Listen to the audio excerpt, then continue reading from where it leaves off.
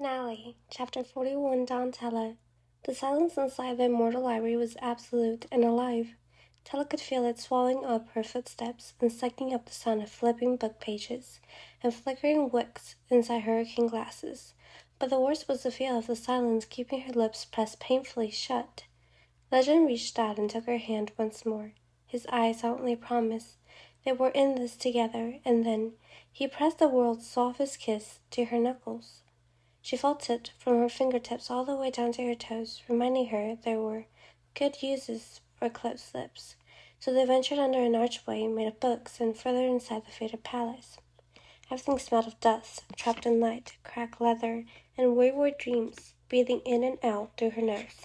Tella looked down at the map of all. It had transformed once they entered the library, and now revealed an entire kingdom made of books that could have either been a book lover's nightmare or their wish come true. There was a broken-spine castle, an unread river, a ravine of ripped pages, a poetry valley, a set of novel mountains, and then, finally, the Ruskia and books for advanced imaginations. The most direct route to this room was through an area referred to as the Zoo. Tella wondered if it would have books in cages, but the Zoo didn't even have bookshelves. The volumes all roamed freely in this room as they clung together to take the shapes of different animals. Tella spied bookish rhinos, papier-mâché elephants, and very tall giraffes that milled about in an oddly peaceful silence.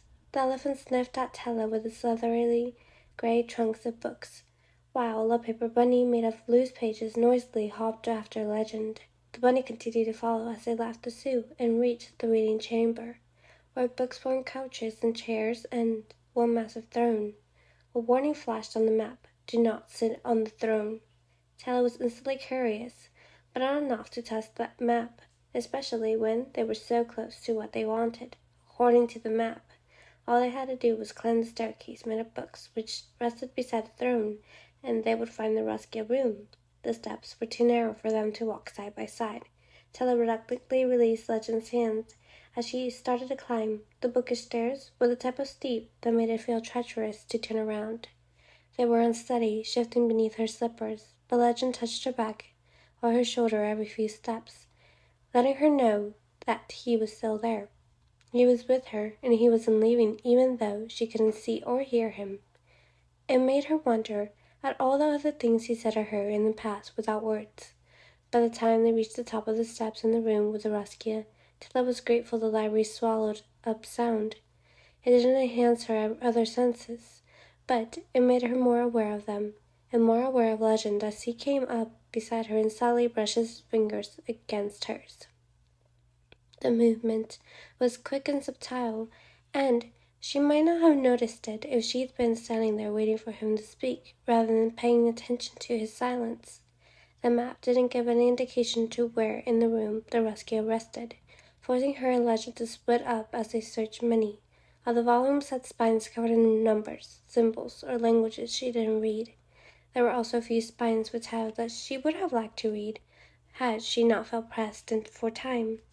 Mermaids and Mermen and How to Become One, 10 Essential Rules of Time Travel, Shape-Shifting for Beginners, Cakes, Cakes, and More Cakes, Turning Your Shadow into a Pet, Love, Death, and Immortality.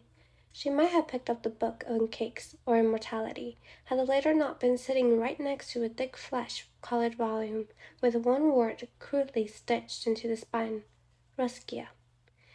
The book slid out from the shelf in a cloud of red, tinged dust that made the tips of Tella's fingers tingle as she took it. She found Legend on the opposite side of the silent room. When she showed him her prize, he smiled. Neither of them knew if it would have the information they needed, but Tella finally felt victorious as Legend took her hand again. After the maiden's death and the assassin had visited his home in the Spice Quarter, Legend had decided they needed to move every night. But a part of Tella thought he was just showing off his many homes.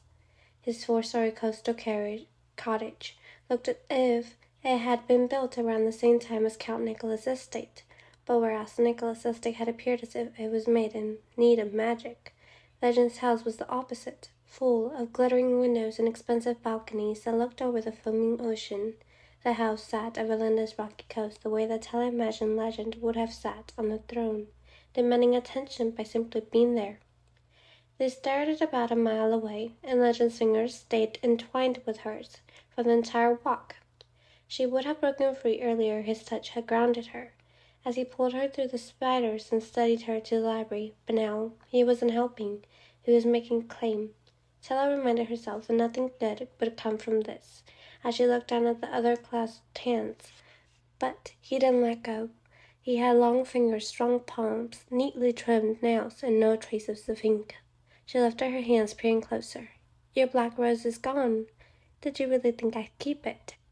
He dragged her hand up to his mouth and brushed a kiss to her knuckles. You don't have to be jealous of that tattoo anymore. I wasn't jealous. Then maybe I should have left it on longer. The rose reappeared on the back of his hand. You're wretched. Tella lifted her free hand to playfully smack him with her book. He caught her wrist before she could, and then he took her other hand and trapped them both behind her. They finally reached the porch of his cottage, and, in one quick move, he spun her around and pressed her back to the door. I think you like me because I'm terrible. No. Tella wiggled against him, but he didn't budge. I decided I like nice boys like Casper. Lucky for me, he doesn't like girls that way, and I can also be nice, but I think you like it when I'm not. He freed her wrist and wrapped his hands around her hips. Tella's heart raced as his fingers spread out, claiming her as he drew her closer. Maybe one more kiss wouldn't hurt. Waves crashed against the nearby coast, filling the air with salt and damp, while Legend continued leaning. The door behind them opened wide. Tella stumbled backward, and she might have fallen, not for Legend's arms tightening around her. Sorry about that. Julian ran a hand through his hair, looking immediately embarrassed. Though she sensed he wasn't actually. There was something hard in his eyes that wasn't normally there, and was it Tella's imagination, or was he refusing to look at her? He promised Legend he'd stay away from the menagerie, where Scarlet was being kept, but knowing Julian, he was finding ways to meet with Hovan, who was supposed to be watching her sister. Is Scarlet all right? Tella asked. Julian finally looked at her, and he managed to smile, but Tella couldn't shake the feeling something was wrong. I just need to talk to my brother. Legend's arm slowly left her waist. I'll find you when we're done, he whispered. Tella stepped inside the house and shut the door behind her, but she couldn't bring herself to go up the curving wooden staircase to her bedroom just yet.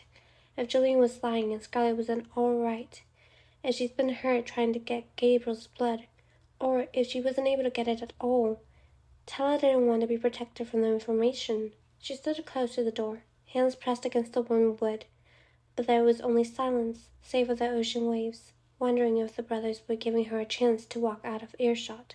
She took a few nosy steps from the door, and quickly tiptoed back in time to hear Julian say, What are you doing with Tella? She jolted at the sound of her name, her alarm taking a new direction as she moved closer and peered through the door's spy hole. Legend's response was too low for her to hear, but she could see his expression, his dark eyebrows slashed down, and the look in his eyes shuddered. I know you don't love her, Julian said. Tella staggered back a step. She already knew Legend didn't love her, but the way Julian said the words made it sound so much worse. It didn't matter that his voice was soft. The words were like a period at the end of a sentence, small but absolute in their power. If you care about her at all, then you should let her go rather than try to change her. Silence. Tella dared to look through the spy hole once more. The sun was almost set. Night was taking over the sky as Legend looked down on his brother with something like an accusation. That's her choice to make, not yours, although you didn't object when I told you that a blood oath could make you ageless. And I hate myself for it sometimes. Julian's voice turned harsh. I hate not just watching you lose yourself piece by piece, but benefiting from it. Then I saw you with Tella. I thought maybe after you saved her from the deck you would change. Tella held her breath, but nothing about Legend changed. He looked like the Legend who left her on those steps in front of the Temple of Stars, closed off and cold and utterly unreachable. If I changed, I'd be dead. You don't know that, Julian argued. Maybe you would have just done things differently. You're careless with your life. You take chances because you know you can't die. That's fine, if that's what you want to live. But don't be careless with her life." He looked up at his brother, brown hair, sheltering eyes that appeared to be waging a battle between abandon and hope. "Do you remember what the game was like when it first began?" "I try not to." "You should. It was fun." "It was barely a traveling carnival," Legend mumbled. Julian smiled as if hope had just won. "It was. But it still inspired people to dream and believe in magic. It made me believe in magic." Legend eyed his brother as if he lost his mind. "You know magic is real. Just because something is real doesn't make you believe in it. The fates are real, but I didn't put my faith in them. I used to put my faith in you, and I want to do it again. I know you can do better than this." Legend laughed, but it sounded so far from humorous that it made Tell sad, not just for Legend, but for all of them. "When did you become such an idealist?" "When I met a girl who loved her sister so much she was able to wish her back to life. She might possess magic, but love like that is real power. And yet, all the love in the world wouldn't have brought Tella back without my magic. She never would have died without your magic either." Julian's smile disappeared. "Tella would have found another way. She didn't and doesn't need you to save her. She needs to save you."